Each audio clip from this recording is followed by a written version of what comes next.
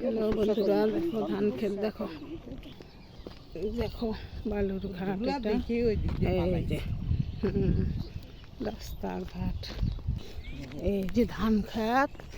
আমরা তো টাউনে থাকি, একটু আসছি বালুর ঘাটে। এখানে দেখো কত ধান ক্ষেত। ভোরবেলা মর্নিং আসছি, এই দেখো বাঁশ গাছ, এই যে পুকুর, বট গাছ।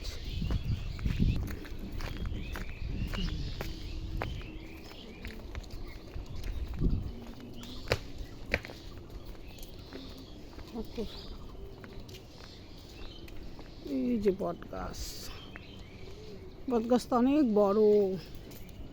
হ্যাঁ,